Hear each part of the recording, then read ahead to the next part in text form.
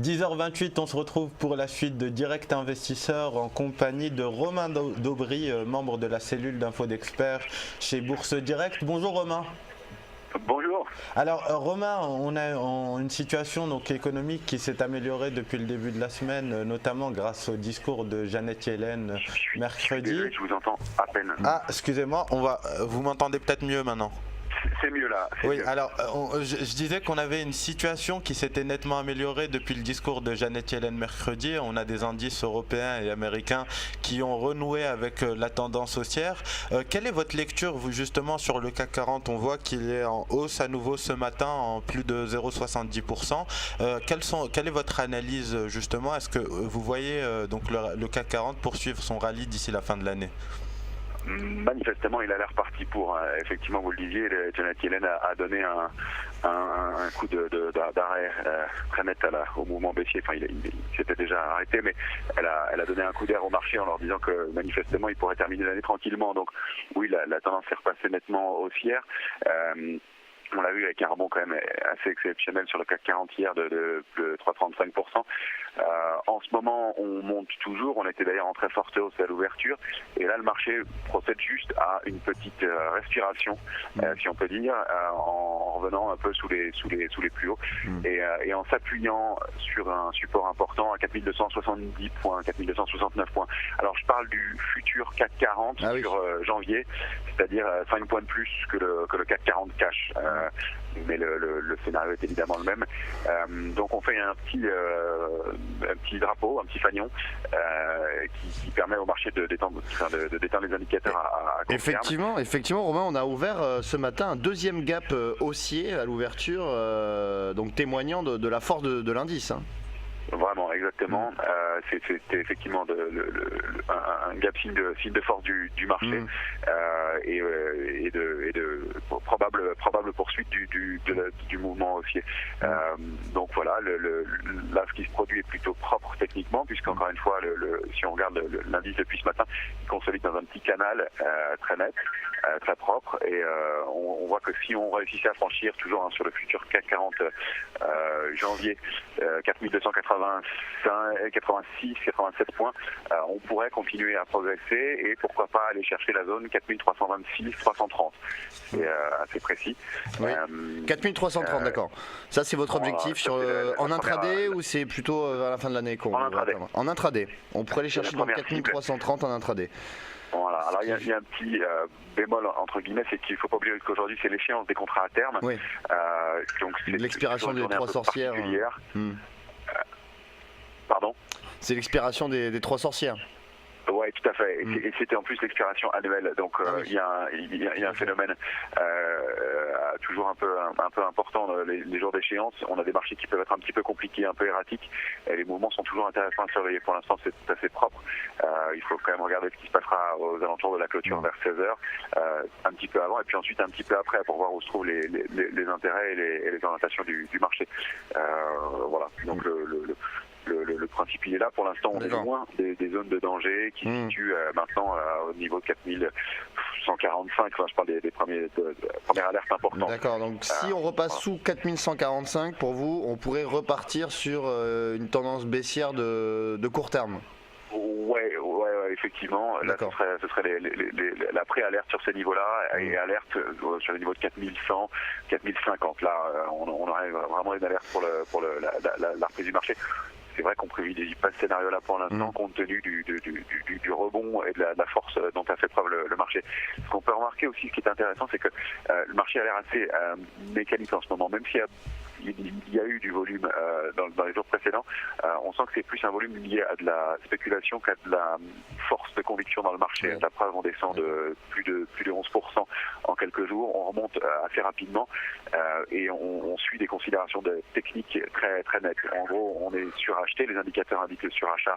On corrige très fort et une fois que le surachat est gommé, on repaye à nouveau. Et donc ça, ça montre un peu un changement de polarité assez rapide et pas de tendance de fond sur le marché, vraiment de la spéculation. On est à la fin de l'année et on imagine que les les grosses mains sur le marché vont pas prendre de risques importants maintenant à quelques jours de la fin de l'année et clôturer leur position qui doivent être plutôt correctes. Alors Romain, est-ce qu'il y aurait d'autres actifs qui ont retenu votre attention, peut-être des actions, des indices ou des devises? Alors, on regarde toujours évidemment le pétrole et l'euro-dollar. On est toujours, on les suit sur le pétrole. Pas de rebond avant d'avoir franchi la résistance aux alentours de 56. Hier, on a tenté un rebond sur le WTI. On est allé tester même les. On l'a tenté effectivement. 58. On sent que ça se stabilise un peu. C'est moins la purge comme il y a pu avoir les jours précédents. On s'approche des gros supports majeurs, notamment celui qu'on a frôlé là à 53,50 sur le WTI, qui était les plus bas de 2003. Ça pourrait constituer un support important. Pour l'instant, on n'a pas encore de signaux de retournement. La tendance reste baissière, mais on s'approche des supports importants. Alors derrière, il y aurait quand même 50,50. Après 50,5, il n'y a pas grand-chose avant 45,50. Donc voilà. En revanche, peut-être que dans l'économie, on commence à intégrer que la baisse du pétrole pourrait avoir une incidence aussi favorable par certains côtés. Donc, regardez de ce côté-là, peut-être, pourquoi pas, pour espérer un rebond, en tout cas au moins technique. Alors, justement, pour parler du pétrole, Romain, Janet Yellen l'a souligné mercredi, la baisse des prix du pétrole est considérée quand même comme favorable, puisque pour les ménages, on a une baisse des prix à la pompe et donc des prix du gasoil par exemple qui sont nettement inférieurs. Est-ce que justement vous pensez que cette lecture aussi peut être bien accueillie par les investisseurs, parce qu'on arrive donc sur des prix d'achat du pétrole qui sont beaucoup moins importants et donc ça fait des prix à la pompe moins importants?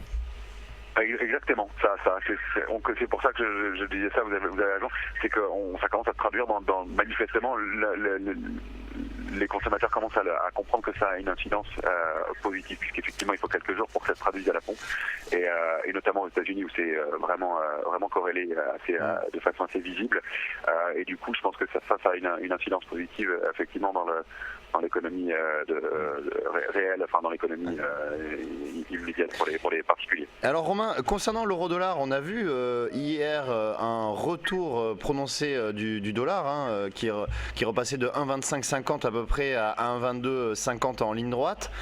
On essaie de tester les plus bas annuels. Est-ce que selon vous on pourrait poursuivre cette baisse sur l'euro-dollar et pourquoi pas aller tester les 1,20 avant la fin de l'année? Alors oui, probablement. Pour la tendance reste toujours baissière, le dollar est toujours très fort. Donc oui, la tendance reste baissière. Alors 1,20 avant la fin de l'année, ça vous paraît compliqué? C'est à voir. Il y a déjà 1,2232 qui me semble important, sur lequel on pourrait s'appuyer.